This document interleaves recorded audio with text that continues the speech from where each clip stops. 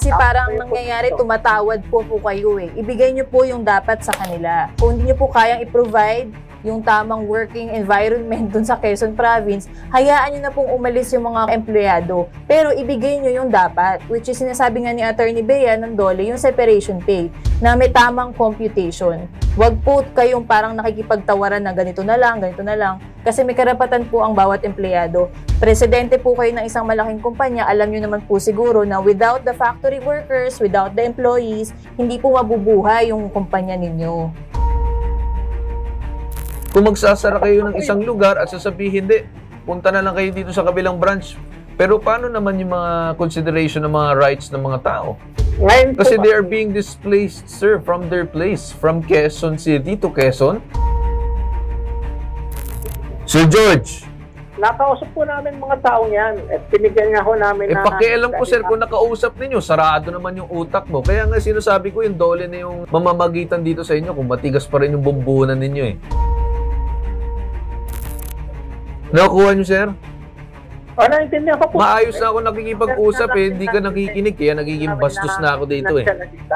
Ano? Nag-offer po kami ng financial assistance sa kanila. Anong klaseng financial assistance? Nga, pag-uusapan namin ng isa-isa kasi iba-iba. Pag-uusapan. Paano naman, sir, yung iba nilang mga karapatan at karapat dapat na makuha? Iba ang financial assistance to what they deserve and what the employees are supposed to be given. Ibang karapatan sa assistance. Kami po ay mga factory worker ng Philippine Gumpies Incorporated ay dumudulong sa #ipabitag mo para po sa aming separation pay at length of service. Ang pinakamatagal sa mga kasamahan ko ay 26 years na po sa serbisyo. Okay naman po ang aming trabaho sa loob ng maraming taon, tapos bigla na lang pong nagbaba ng memo.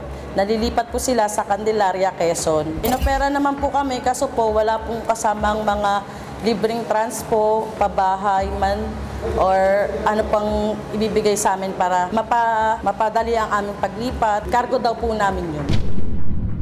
Hindi po kami pumayag na magpa-transfer. Yun nga po, yun lang daw po ang may offer nila, yung 13-month at last pay namin. Nagsulat po kami na makausap po sana ang top management, katulad po ng Vice President po namin, para po mapag-usapan yung separation pay. Kaso po, ang binigyan lang po nila ng pansin yung 11 years pataas, kasi yun daw po ang kanilang priority, at kami naman pong 10 years pababa ay hindi na nila priority. Sana po ay may matulungan po kami ni Sir Ben at Sir Carl sa aming hinaing para makuha po namin yung para sa amin. Huling spot na po namin to para mapansin kami. Anong naging problema? Bakit po kayo nandito sa Bitag, sir? Siyempre po, ang inano namin po, yung Ilapit niyo lang, sir. Separation po. Bakit kayo nagkaroon ng pag-uusap sa separation pay? Pinapalayas na ba kayo ng kumpanya nyo? May pinagdadaanan bang problema ang kumpanya? Ano pong narinig nyo? Yung ano lang po, kasi nililipat nga kami sa Quezon, hindi kami sasama. Bago sabihin na ililipat kayo sa probinsya, ano raw ang nagiging problema ng kumpanya ninyo? Kasi po, doon daw po yung malaking ginagawang building. Anong dahilan? Ba't kailangang lumipat? Nandun daw po yung malaking buyer nila sa local, yung Red Ribbon po ata. Nalulugi na ba? May ganun bang issue? Ang sabi daw po nalulugi nga daw po sila. Nung in-announce sa inyo na ililipat nga yung factory, paano raw magiging setup? Dadalhin ba kayo? Tatanggalin kayo? Anong sabi ng amo ninyo? Ang gusto naman po nila ay dalhin po kami. Mahirap nga po para sa amin yung pagdala doon kasi nga po katulad yan, wala naman po silang ibibigay na libreng transpo or pabahay. So, ang pangako lang po nila yung sahod namin dito, ganun pa rin po yung rate namin dun sa province. Yun, Sir Carl, tsaka din, no? So, medyo alanganin sila. Bukod sa nangangamba sila na mawalan ng trabaho, parang lumalabas, pinapag-resign na lang sila. Hindi naman nila desisyon na mawalan ng trabaho. Kumbaga, dahil sa status ng company, kaya kayo nagkakaroon ng ganong consideration. Pero talagang hindi kayo yung may gusto. Tama? So, on the line na ngayon, yung president ng Philippine Gum Paste Incorporated na si George Tan. Magandang umaga sa inyo. Magandang umaga sa Bitag, sa inyong Tulfo at sa inyong mga followers at sa aking mga empleyado na dumulog sa inyo. Sir, matanong ko, ano yung panig ninyo tungkol dito sa nangyari sa mga empleyado ninyo? Nagbukas kami ng bagong facility sa Candelaria, Quezon. Ngayon, sila naman ay sinabihan na lahat ay welcome sumama papunta ng Candelaria. Wala naman ho sa kanila ang pinag-resign. Yung mga nag-resign ay kusa na lang po nila dahil ayaw nilang sumama. So kapag hindi sumama ang inyong mga empleyado, rekta silang resign kaagad? Sila ay iniintay namin tumupad sa kanilang tungkulin na pumasok sa aming bagong factory sa Candelaria. And then yun naman, pag lumipat sila roon, sagot ba ng sinasabing kumpanya yung tirahan ng mga empleyado? Hindi po namin masasagot yan dahil yan naman ay wala sa aming... Okay, so hindi masasagot. And then pag hindi sumama ang empleyado, terminated na sila sa inyo? Or pinag-voluntary resign nyo sila? Well, nasa kanila po yun kung sila ay hindi napapasok. Sabihin natin na yung mga tao ayaw pumunta doon, ayaw din nila mag-resign, so anong gagawin nyo? To-terminate nyo sila? Kung ano po ang sasabihin ng aming legal counsel na susunod na step dito, susunod po kami sa batas. Ngayong umaga, makakausap natin yung mediator, arbiter ng Dole NCR, si Attorney Bea Melo Santos. Magandang umaga sa inyo.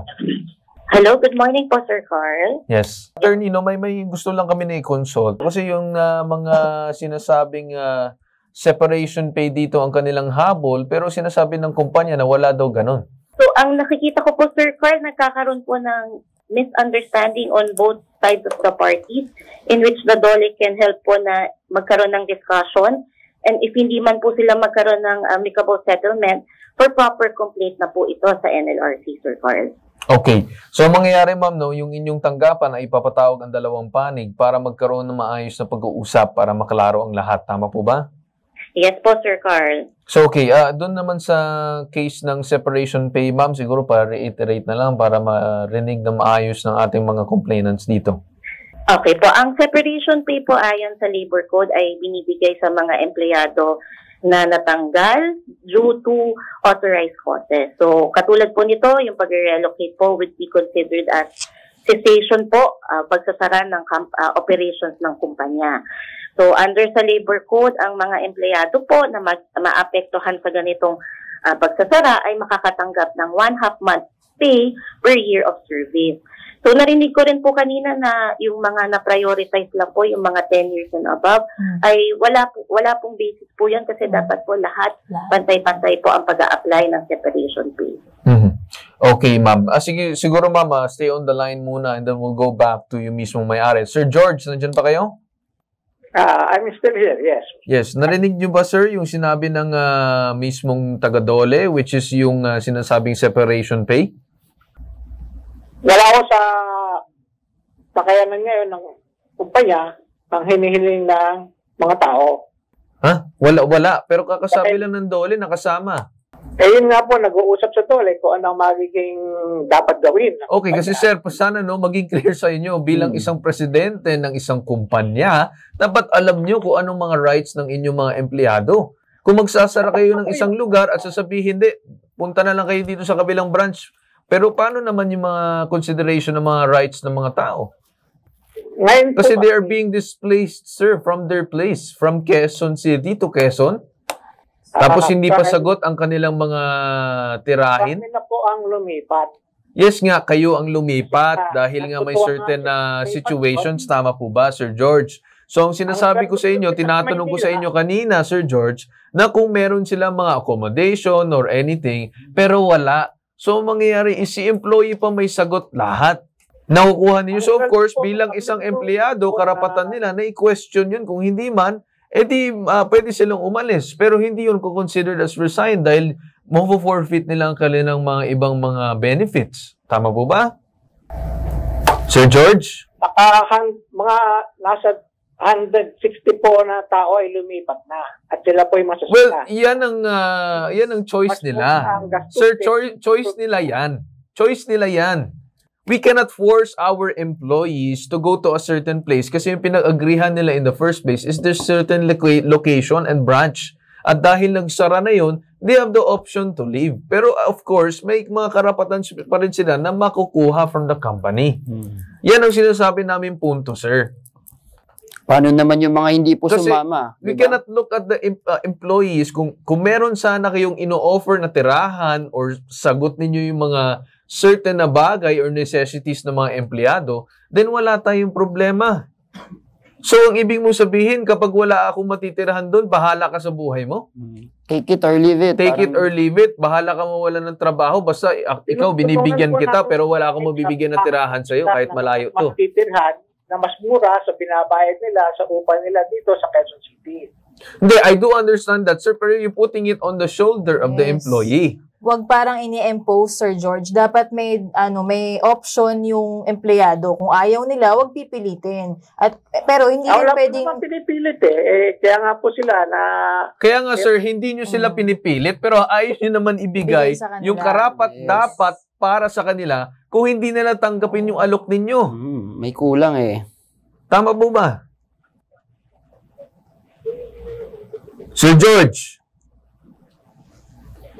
Na nga po, pag-usapan namin, kami naman ay open na makipag-usap. Sige sir, kung gusto nyo pag-usapan, sige maging open kayo, pero sa ngayon kasi nagmumukha na hindi bukas ang isip ninyo.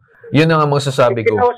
Nakausap po namin mga tao yan, at pinigyan nga ho namin na... pakialam ko sir, kung nakausap ninyo, sarado naman yung utak mo. Kaya nga sinasabi ko, yung dole na yung mamamagitan dito sa inyo, kung matigas pa rin yung bumbunan ninyo eh. Nakuha nyo sir? Naintindihan ko po. Maayos na ako nakikipag-usap eh, hindi ka nakikinig, kaya nagiging bastos na ako dito eh. Ano? Nag-offer po kami ng financial assistance sa kanila. Anong klaseng financial assistance? Nga, pag-uusapan namin ng isa-isa kasi iba-iba. Pag-uusapan, paano naman sir yung iba nilang mga karapatan at karapat-dapat na makuha? Iba ang financial assistance to what they deserve and what the employees are supposed to be given. Ibang karapatan sa assistance. Magagalit ang dole, Sir George. Kasi parang nangyayari, tumatawad po kayo eh. Ibigay nyo po yung dapat sa kanila. Kung ayaw nyo po kung hindi nyo po kayang i-provide yung tamang working environment dun sa Quezon Province, hayaan nyo na pong umalis yung mga empleyado. Pero ibigay nyo yung dapat, which is sinasabi nga ni Attorney Bea ng dole, yung separation pay, na may tamang computation. Wag po kayong parang nakikipagtawaran na ganito na lang. Kasi may karapatan po ang bawat empleyado. Presidente po kayo ng isang malaking kumpanya, alam nyo naman po siguro na without the factory workers, without the employees, hindi po mabubuhay yung kumpanya ninyo. At totoo po yan. Yan naman aming pinagkap. Sinusubukan din naman namin kayong intindihin, Sir George, kasi nga nabanggit mo na may mga taon na parang mababa ang sales nyo or parang nalulugi na kayo, naiintindihan namin kayo doon. Sabi nga ni Sir Ben tsaka ni Sir Carl, hindi naman kami totally anti-business, pero ibigay nyo po yung dapat sa empleyado. Andyan po si Attorney Bea. Sige, Attorney Bea, ganito na lang yung pakiusap ko na siguro mapatawag si Sir George or kung sino man yung representative niya at yung mga empleyado para mapag-usap. Kung sakali man may magawa din ng dole na pagsilip or paggawa ng inspection sa kumpanya, then pwede din. But ma'am, yung focus ko dito is talagang masagot ng kumpanya ang mga employees nila ng mga karapat-dapat at sa tingin ng dole na karapat-dapat din nila na makuha. Okay po, Sir Carl. Makikipag-coordinate po ako sa mga empleyado para po makuha ko ang kanilang personal details para po makapag-schedule ng conference agad-agad. Okay. Sige, Attorney. Asahan namin yan. Maraming salamat at magandang umaga sa inyo. Okay. Maraming salamat po. Okay. Sir George, maraming salamat sa pagtanggap ng aming tawag at asahan namin na haharap kayo dito sa magiging pag-uusap sa dole. Maraming salamat din sa BITAG, sa iyo, Carl, saka yung mga kasamahan diyan sa pagbibigay ng oportunidad sa amin na mapag-usapan ang issue na ito. Okay. Kami po ay bukas na makikipag-ayos sa mga taong ito. Okay, maraming salamat. Ngayon naman si Attorney Batas Mauricio, BITAG Resident Lawyers on the line. Magandang umaga, Attorney. Magandang umaga po huli, Ginoong Carl Tulfo, sa ating pong mga kababayan na sa ipabitag mo. Yes, sir. So, ano naman, Attorney, yung sa tingin ninyo dito na meron ba karapat-dapat na makuha yung mga empleyado dito? Tama po yun, Ginoong Carl Tulfo, sapagkat marami po ang kondisyones bago mapahintulutan na lumipat sa ibang lugar yung kumpanya at pagkatapos ay pasunurin yung mga manggagawa. Unang-una po ang pinagkasunduan nila, Ginoong Carl Tulfo, dito sila magtatrabaho sa naunang lugar kung saan sila pinapapasok upang gumanap ng kanilang tungkulin bilang manggagawa. That's the contract. Yun po ang kontrata nila. At kung yan po ay babaguhin, kakailanganin po ng pagsang-ayon ng mga manggagawa. Kung hindi po makasang-ayon ng manggagawa, kailangang magbigay ng magandang paliwanag, matibay na dahilan ng kumpanya bakit sila lumilipat. Ano po ang mga dahilan na po pwedeng matibay? Well, nalulugi dahil hindi kumikita dyan sa naunang lugar kung saan nagtatrabaho ang manggagawa. Kaya sila lumilipat sa iba. Kaya lang po, kakailanganin ng kumpanya, Ginoong Carl, mga kababayan, sa ipabitag mo ni Ben Tulfo, patunayan ng kumpanya na nalulugi siya doon sa unang lugar. Otherwise, magiging arbitrary po yung paglipat. Ibig sabihin, hindi na makatwiran, hindi na aayon sa mga karapatan ng manggagawa sa Labor Code of the Philippines, yung pilitin sila na magpunta sa ibang lugar tapos mahirap ang mga benepisyo. Yan po, tama po yung DOLE, sumasang-ayon po ang inyong bitag resident lawyer, constructive dismissal po yan, at dahil dyan, entitled sa separation pay ang mga manggagawa. Carl.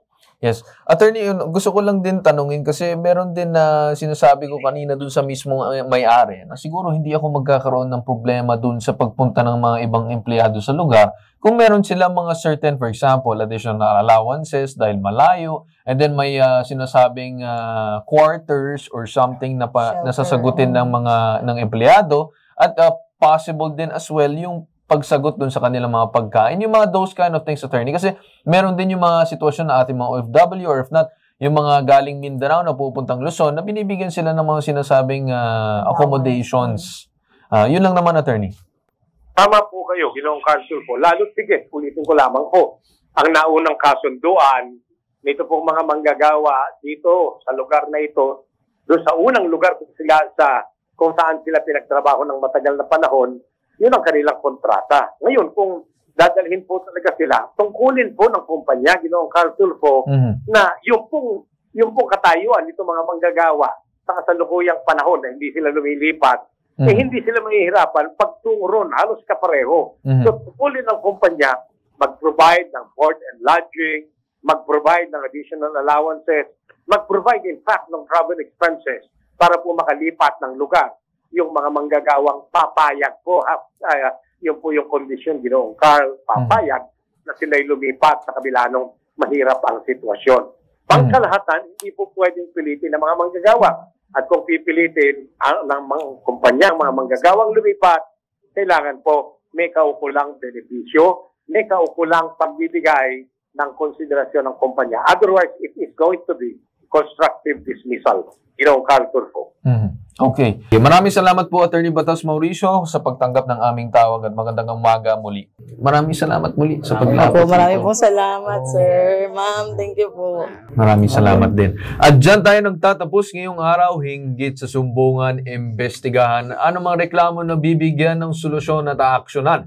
Ito ang nag-iisa ang pambansang sumbungan, tulong at serbisyong may tatak, bitag, ilalaban ka, hindi iiwan. Sa ngalan ng aking ama na si Ben Tulfo, ako si Carl Tulfo, at ito ang hashtag Ibubitag Mo.